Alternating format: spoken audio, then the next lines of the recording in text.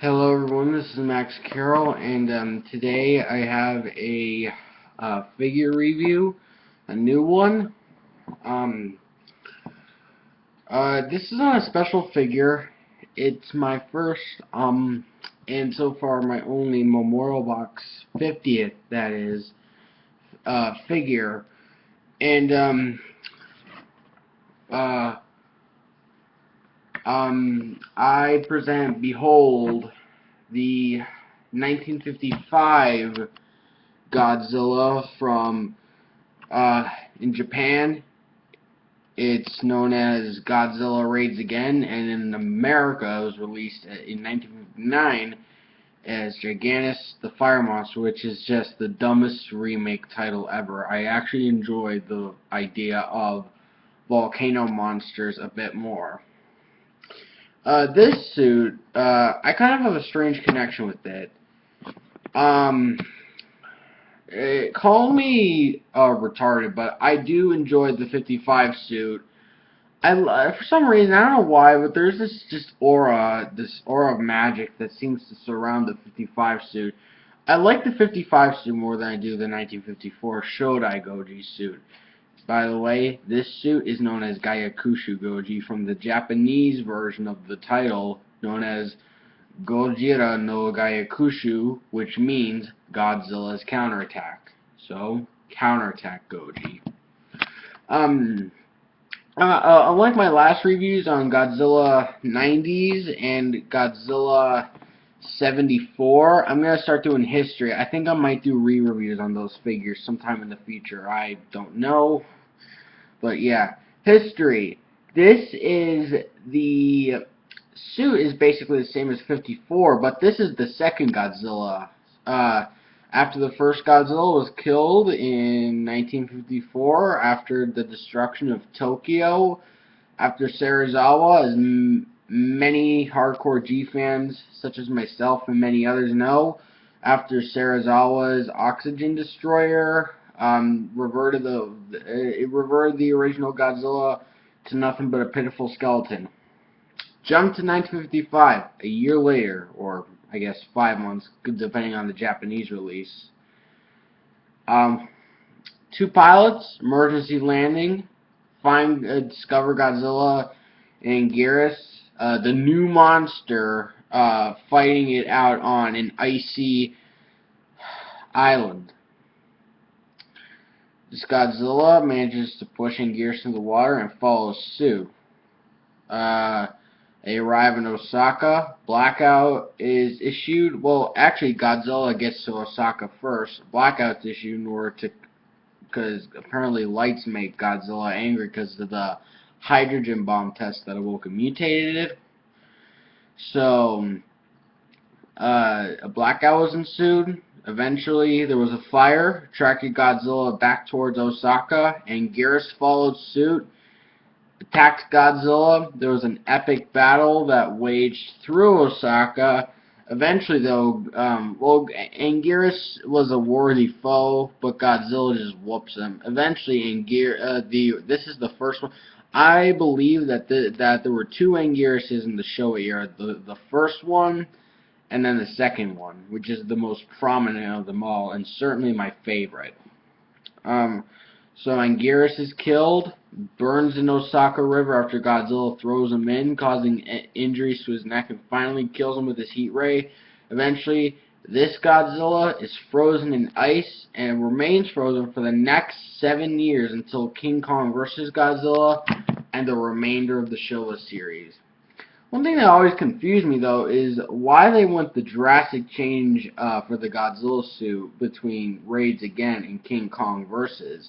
Because, A, I don't have a King Goji figure, but I know because I've looked at pictures of both suits. The King Goji and none of the following Showa suits have the 4 toes. They only have 3.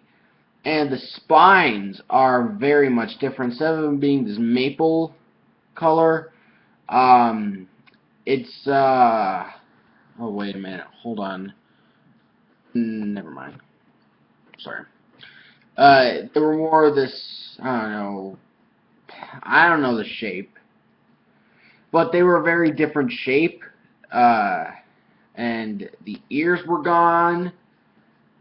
The suits became a little bit shorter, other than Masugoji. But yeah, let's get to the figure and stop talking about history. The detail, let's get to that first, because I guess I kind of do have a bit to say, but, yeah. Detail on this figure is, no, sorry, never mind. It is superb. He's got the, I don't have my Bandai Creations 54 figure, not like it would be of use anyway since I butchered it, but, yeah. Unlike the 54 figure, which had much larger, more, like, ominous-looking eyes, this one has smaller, rounder, beadier eyes, as Ultraman Kronos stated. Of course, as every collector knows, the spines, during assembly of this figure for the Memorial Box, back when it was coming out in 2003 and 2004, the spines were placed in the wrong direction during the assembly. It doesn't deter a lot from the overall look of the figure. I mean, I still love this figure. It's one of my favorites. Number 7, by the way. But for some reason, I got this from Vinyl Madness. Apparently, it got a lot of anger. It caused many collectors to grow very angry at Bandai. But it gives it a unique look, I guess. I still haven't found a way to break the glue seal yet, which, when I do, this is going to go in from this to, like, this. So, the arms. Here's the deal with the arms. Mine has kind of a little bit more, this one, has a little bit more, of a paint spray, whereas this one is a little bit less. I don't know what that's about, but it's fine. The toes are very nicely done. The kneecaps are beautiful. He's very skinny too. He's actually, some people have said that their figures have been made out of very soft vinyl. Mine is made out of, and some have said that there's this hard vinyl. Mine is kind of in the middle, I guess. I don't know. Tell me if you think that this is soft or hard vinyl. I think it might be soft. But yeah, it's definitely one of my softest Godzilla figures. It's definitely my softest 6-inch. The tail. Now, see this fold here? That wasn't an error. That was actually intentional to make it look like a suit. And also the flaps on the skin, again, make it look like a suit, like a guy in a rubber suit. Now, on camera, it's not picking up so well, but initially when I saw Ultraman Kronos' review, I thought that he was a green color. How wrong I was, because when I got him at G-Fest, he was actually more of a brown. This is also coming from what Ultraman Kronos said. He was actually more of a brownish gray color. I think that this is like a gray brown. The spines are nicely done in tan, but again, I don't know what you call this color.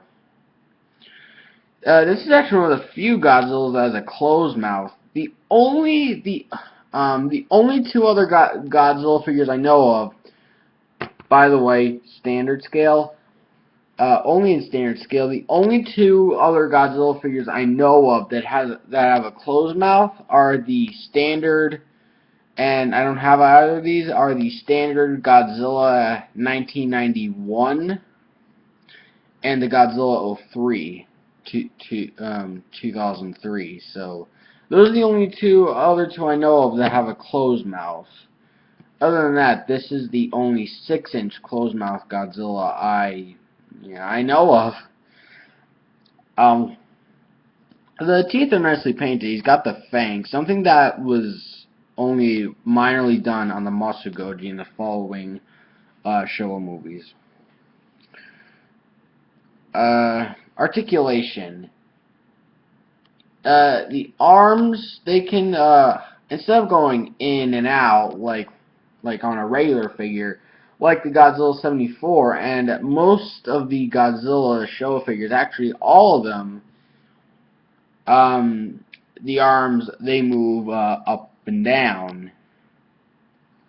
And it's kind of good because it's inverted from the 54 suit, where instead of having thin wrists, I just saw just the wrists were really thin, and big fat body, big fat legs, giant, like, or kind of a little bit bigger head, and kind of smaller spines. It's kind of inverted from that. Instead of the thunder thighs that the 54 and the Heisei Godzillas had, this is kind of skinnier, and this sets the tone for the following suits, except for King Goji. And the wrists were kind of bigger, because that was the thing about the 55 suit. It was needed to fight because, of course, the other monster, Anguirus. I think that they accomplished that because when I was watching the movie, Japanese, I didn't finish it yet. For some reason, I haven't finished the 54, 55 Japanese versions yet. I will, though. The arms, they were really big, and those were kind of good for the fighting scenes, but, yeah. Scale, he's actually, I would say he's the tallest figure, maybe surpassed by the King Ghidorah figure. But I think that he's even taller than King Ghidorah in the Memorial Box. He is probably the tallest figure. He's taller than I'm trying to think. He's taller than the GyakushuGoji figure, which I do want to get, by the way, sometime. He's taller than the King Ghidorah, I believe. I'm going to have to double check that. And he is taller than the Heisei Godzilla and the Godzilla 75. I know because I have the Heisei Godzilla and the Godzilla 74. And he is the tallest of the three of them. Just for me to give you an idea, I'll be right back.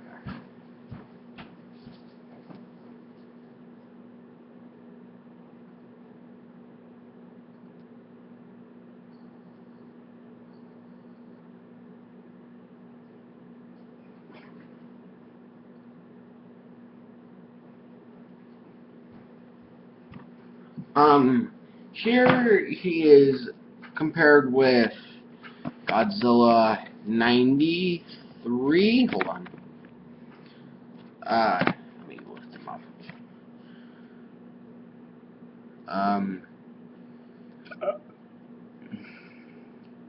Yeah, here he is compared to Godzilla 93. He's pretty much taller. This actually could be good if you were trying to recreate Mechagodzilla 2. Here he is with Godzilla 74. It's actually hard to believe that this Godzilla would eventually become this Godzilla through the magic of inconsistent suit design. I mean, they very well could have put these on King Goji and the falling suits. I don't know why. So he is technically in the 6-inch scale. I think that he would actually go better with some of the 7-inch tall figures, but yeah. I did not get in with the trading card, unfortunately, but I know for a fact that this isn't a bootleg. None have appeared online, and I paid $70 for him. Thus, also he's got the imprints on the foot. See, Bandai Toho Limited 2003, Bandai 2003, China Toho Limited. Most of the older Bandai figures like this maybe were made in China. I tried checking if my other figures were bootlegs, and apparently they're not. Because I've seen other people with on the bottom of the foot it said made in China, not made in Japan, like how one would assume. Rating. This figure, I'm going to give it a 5 out of 5. It is a fantastic figure. Definitely recommend it if you are a fan of either the older 50s monster movies, not just Godzilla, but a fan of the 50s films in general, a fan of underrated movies such as Raids Again, which not one of the best films on my top 10 list, but I do like it. It's certainly not the worst, not the best, but not the worst. Plus, the Godzilla design, in my opinion, is awesome. Most people would disagree, but I love the suit. Again, this is going to be a 5 out of 5 out of 5. Um, great, great paint job. Very unique. My one flaw with this figure, which I'm going to give it a pass anyway and just say 5 out of 5, is the position of the spines. I don't care. This is a great figure. Highly recommended for fans of 50s monster movies, fans of underrated movies, and fans of the show movies. So again, this has been Max Carroll, signing off.